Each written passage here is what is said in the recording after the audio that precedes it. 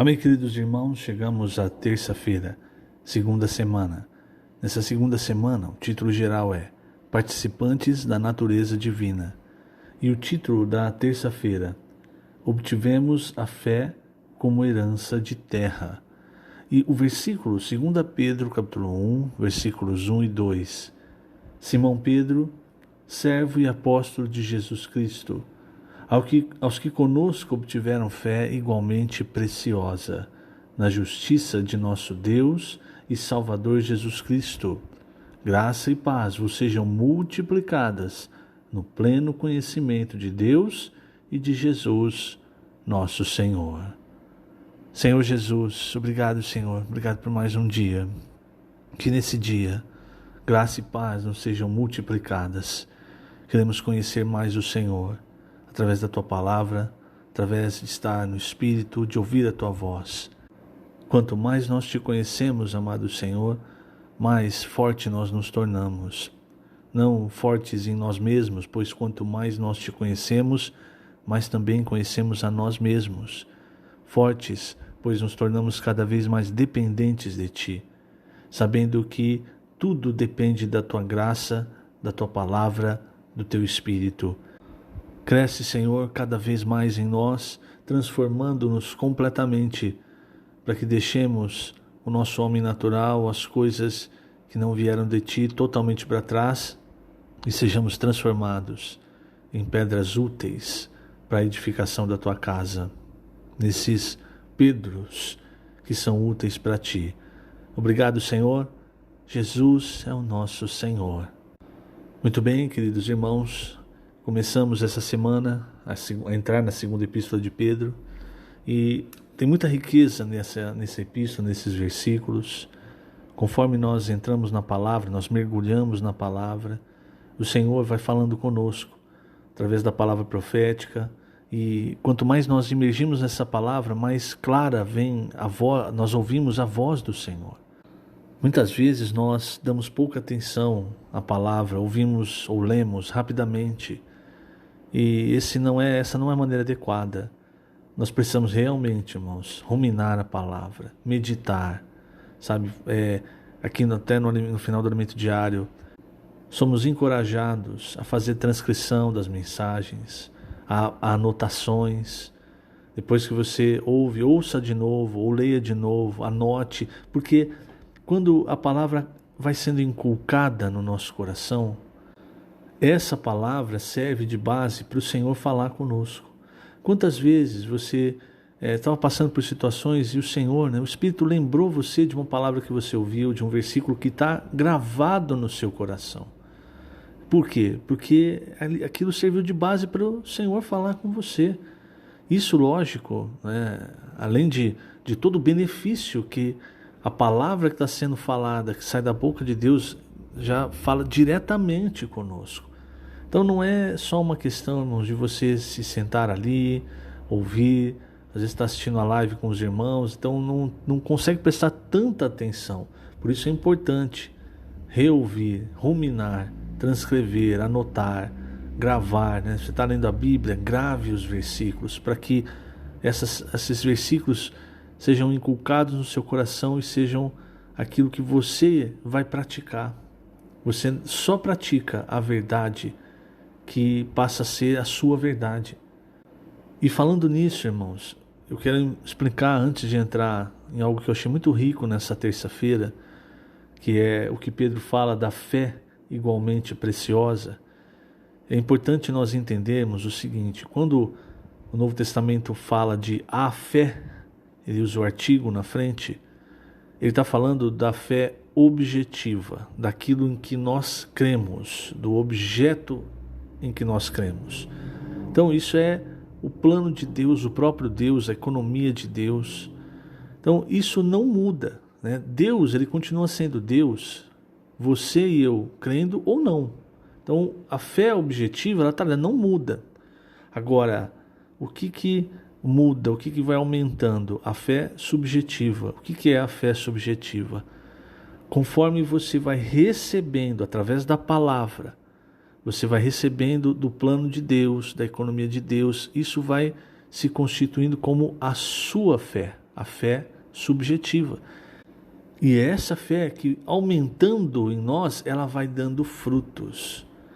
Eu vou dar um exemplo, né? Eu falei para você entender claramente. Uma cadeira, você olha para uma cadeira, ela é uma cadeira, vai continuar sendo uma cadeira, você crendo ou não. Mas quando você não crê que aquilo é uma cadeira, você então não desfruta do fato daquilo ser uma cadeira. Você não senta, porque você não crê que aquilo, por exemplo, vai aguentar o seu peso. Então fica aquela cadeira e muitas vezes você está em pé e não se senta, porque você não crê que aquilo é uma cadeira. Quando você crê que uma cadeira é uma cadeira, você passa então a desfrutar. Você vai lá e senta. Tem um benefício. A mesma coisa, irmãos, quando o apóstolo Paulo falando da palavra profética, né, em Tessalonicenses, ele disse que os Tessalonicenses, eles creram na sua palavra, a palavra de Paulo, como ela de fato era a palavra de Deus. E essa palavra operou eficazmente neles. Então aí, veja, quando essa palavra entrava neles, eles creram na palavra, a palavra entrou neles, gerou a fé. A fé é subjetiva, a fé da pessoa, a fé do indivíduo. E essa palavra, porque eles creram, operou eficazmente na vida deles, a ponto de transformar aquela igreja que tinha pouco tempo de vida. Talvez na época que Paulo escreveu a primeira epístola, talvez a igreja em Tessalônica tivesse ou pouco mais de 1 ano de vida. Então, tão pouco tempo eles se tornaram modelos para toda aquela região. Por quê? Porque a fé subjetiva cresceu, deu frutos através da palavra que trouxe. O que a palavra traz? Ela traz o plano de Deus, a verdade, aquilo que Deus é, aquilo que Deus tem para nós. E aí, irmãos, Pedro, voltando agora para a 2 Pedro, ele nos mostra algo assim muito rico, quando ele diz: Simão Pedro, servo e apóstolo de Jesus Cristo. Aqui já tem um grande princípio, né, que o começo do Alimento Diário nos mostra. O apóstolo, irmãos, ele é um enviado, ele é um servo. O princípio do servo não é aquele que se assenhora. No final da sua primeira epístola, Pedro falou dos presbíteros. E ele mostrou como os presbíteros devem conduzir o rebanho que lhes foi confiado. E aqui, quando ele se apresenta, ele diz: servo e apóstolo de Jesus Cristo. Então, ele, como apóstolo, era um servo para as igrejas, um servo de Jesus Cristo, enviado para cuidar, para depositar a palavra profética dentro da fé daqueles irmãos, daqueles crentes judeus que eles estavam cuidando. Isso é a função do apóstolo, está ligado diretamente à palavra, a receber revelação e transmitir essa revelação para dentro de nós, para dentro da nossa fé, para que cada vez mais nós conheçamos a Deus. Por isso ele diz aqui: graça e paz vos sejam multiplicadas no pleno conhecimento de Deus. Então, conforme a nossa fé aumenta, esse conhecimento não é conhecimento que fica na nossa mente, não. É o conhecimento que nos faz desfrutar daquilo que Deus é. Mas o ponto que eu quero tocar é quando Pedro, ele diz: aos que conosco obtiveram fé igualmente preciosa. E aqui, irmãos, essa palavra no grego, ela remete ao que aconteceu ao povo de Israel quando eles entraram na boa terra. Ou seja, vou explicar primeiro essa questão da boa terra, para depois voltar nessa palavra, obtiveram. Quando o povo de Israel entrou na boa terra, a boa terra precisava ser dividida. Então, como é que ela foi dividida? Ela foi dividida por sorte. Veja só, Josué capítulo 14, versículos 1 e 2. São estas as heranças que os filhos de Israel tiveram na terra de Canaã, o que Eleazar, o sacerdote, e Josué, filho de Num, e os cabeças dos pais das tribos dos filhos de Israel, lhes fizeram repartir por sorte da sua herança, como o Senhor ordenara por intermédio de Moisés, acerca das 9 tribos e meia. Então, o que quer dizer aqui? Que foi lançadas sortes, e foi lançada a sorte conforme a sorte, o povo de Israel, as tribos, elas recebiam a terra. Outro versículo que mostra isso está no capítulo 19, versículo 51. Eram estas as heranças que Eleazar, o sacerdote, e Josué, filho de Num, e os cabeças dos pais das famílias repartiram por sorte em herança pelas tribos dos filhos de Israel, em Siló, perante o Senhor, à porta da tenda da congregação, e assim acabaram de repartir a terra. Então, o que quer dizer? Quando se lança a sorte, você pode ter aquilo que você queria, pode ter aquilo que você não queria. Então, por exemplo, uma parte do povo de Israel recebeu por herança uma região de montanhas. Talvez eles não quisessem, mas foi isso que eles receberam. Outra parte do povo de Israel recebeu uma região de vales. Então, quer dizer, isso não estava ao alcance daquilo, do que eles queriam. Ninguém podia chegar e falar assim, não, eu quero essa região. Então foi lançado por sorte. Da mesma forma, irmãos, como nós não determinamos o que acontece na nossa vida. Agora, qual era o ponto? O ponto é que, apesar de ser lançado por sorte, toda aquela terra era distribuída, embora por sorte, de uma forma justa. Então, talvez você não recebesse aquilo que você queria, mas você não receberia menos nem mais. Porque toda aquela terra tinha o potencial de ser uma terra que mana leite e mel. Então, talvez na montanha, talvez na planície, talvez no vale, mas toda a terra que aquelas famílias receberam, elas tinham o potencial de ser uma terra que mana leite e mel. O que era preciso? Era preciso que, independente se na montanha, no vale, na planície, era preciso então que o povo de Israel, aquele que recebeu a terra, trabalhe na terra. Isso é importante, irmãos. É preciso trabalhar na terra. Vamos entender por que Pedro, então, ele usa esse verbo, quando ele coloca obtiveram, é a mesma raiz da palavra de lançar, de receber por sorte. É como se ele estivesse fazendo alusão ao que aconteceu com o povo de Israel. Como se ele estivesse lembrando, olha, lembra dos nossos pais quando eles entraram na boa terra? O que eles receberam por sorte. Ninguém recebeu aquilo que quis. Talvez o que recebeu uma terra na montanha quisesse uma terra no vale. Talvez o que recebeu uma terra no vale quisesse uma terra na montanha. Mas lembre-se, o potencial da terra era para produzir uma terra que mana leite e mel. O que era preciso era trabalhar na terra. Então o que Pedro disse? Ele disse, todos nós recebemos fé igualmente preciosa na justiça do nosso Deus. Deus, ele não é parcial. Ele não vai dar para uma pessoa uma fé, agora vamos continuar no exemplo da terra, um pedaço de terra melhor, que produz mais, e o outro vai ficar com um pedaço de terra pior, que produz menos. Não, todos são fé igualmente preciosa. Todos nós recebemos fé igualmente preciosa. Lembre, é o potencial de produção. Agora é lógico, irmãos, que talvez a sua vida seja uma vida numa terra de montanhas. Aí você olha para aquele que está lá na planície e vê ele produzindo, a terra está produzindo. Ou então naquele que está no vale, a terra está produzindo. Aí você fala assim, olha lá, ó, se eu tivesse no vale, se eu tivesse a vida daquele irmão, então eu também serviria melhor ao Senhor, eu também daria fruta, etc, etc. Então você está olhando a terra.